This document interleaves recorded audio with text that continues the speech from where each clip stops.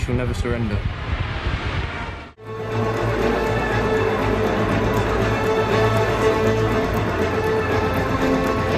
Salut le Figaro, nous nous trouvons à Dunkerque dans le nord de la France pour un événement un peu spécial pour cette ville, l'avant-première du film de Christopher Nolan, le réalisateur britannique, qui nous donne sa vision des événements de juin 40. Jérémy Pontieux, tu es journaliste vidéo au Figaro, avec moi tu as eu la chance de visionner en avant-première ce film. Tout à fait. Tu as également eu la chance de rencontrer le staff du film. Tout d'abord, on a visionné un film, une version un peu spéciale qui sera proposée dans quelques cinémas, tu peux peut-être nous en parler. Bien sûr, en fait le film a été tourné donc en pellicule, il faut le savoir, avec ce qu'on appelle les technologies IMAX, avec une pellicule qui fait 70 mm, pour faire très simple c'est le double de la normale, c'est 35 mm.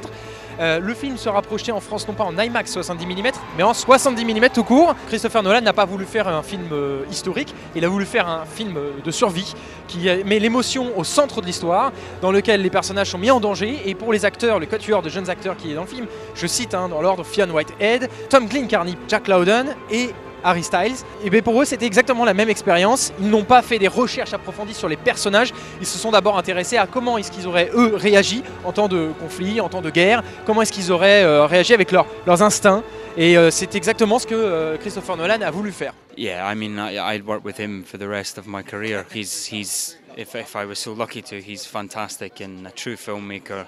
Chris Nolan is a very efficient director. He knows exactly what he wants and he gets it. He never goes back and reshoots anything. He almost does the cutting before we've even started shooting. So he knows what the film's going to look like. It is a film about war, but I wouldn't call it a war film, this film. So it's a tough question to answer. I think that Chris was quite keen on watching a lot of different things as inspiration for this film. You know, from suspense thrillers to war films, you know, everything. Because it strips the human nature down in a big way, this film, and kind of exposes it for what it is. It's just about human nature, isn't it? If you've seen the film, you know that it's a very interesting film to watch because it's much more about humans responding to a crisis than it is about a war.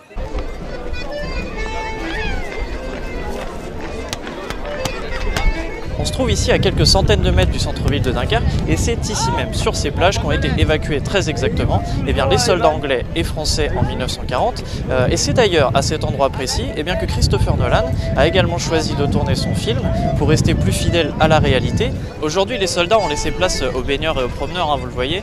Il faut savoir aujourd'hui que le tourisme à Dunkerque est une part importante de l'activité de la ville et surtout que le film est attendu comme un point touristique très important. Le tournage de Dunkerque a rapporté 4,5 millions d'euros à la ville et on en attend beaucoup plus. C'est vrai que maintenant ça prend un peu une autre envergure. On a par exemple le musée dont la superficie a été doublée. Il y a un gros investissement qui a été fait. Nous, à l'Office du tourisme de Dunkerque, on met en place des visites à pied des lieux de tournage, des survols, des plages, par exemple un peu ce qu'on voit dans le film, des bateaux, on peut faire un tour en bateau le long des plages du rembarquement et également des visites en minibus qui sont plus historiques. Il y aura les personnes qui auront vu le film, qui ne sont pas forcément intéressées par le côté historique, mais plus par le côté action, peut-être aussi le jeu des acteurs, qui vont venir à Dunkerque aussi parce que nous sommes déjà sur un axe extrêmement stratégique. Il y a beaucoup de gens qui passent par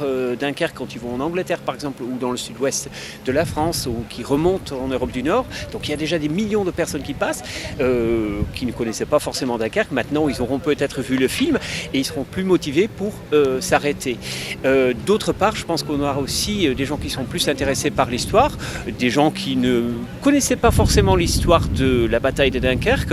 On le voit par exemple avec les Américains, les Canadiens, les Australiens qui n'étaient pas concernés, mais qui maintenant intègrent Dunkerque déjà, sans avoir vu le film, dans leur circuit des lieux de mémoire en Europe, les plages de débarquement entre autres, et donc maintenant aussi Dunkerque. We first came to Dunkirk to research the story. We didn't really know whether we would be able to shoot here or not. But the longer we spent here walking the beach, researching the events, I think the more apparent it became that it would be very, very valuable to shoot here, both for historical accuracy, but also for the spirit spirit of history that would infuse the film, and that we needed to infuse the film. You know, it felt very special for us to be able to make this film on, you know, in the place that it actually happened, and on the sand and on the beaches where it actually happened. I think everyone was very aware of where we were standing. You know, you could feel the history under our feet, and we feel very proud to have been able to tell this story from the actual place where it happened. So. Le public est assez jeune, on voit des pancartes un petit peu à droite à gauche. Il y a une raison, c'est qu'il y a Harry Styles dans le film. Harry Styles, pour les gens qui ne le connaissent pas, c'est un chanteur très populaire auprès des adolescents et des adolescentes. C'est le chanteur du groupe One Direction qui a fait une carrière également solo avec succès et qui joue son premier rôle au cinéma, un rôle assez convaincant. Et évidemment, on a des fans, des armadas de fans qui attendent de rencontrer aussi Harry Styles. C'est aussi ça, Dunkerque.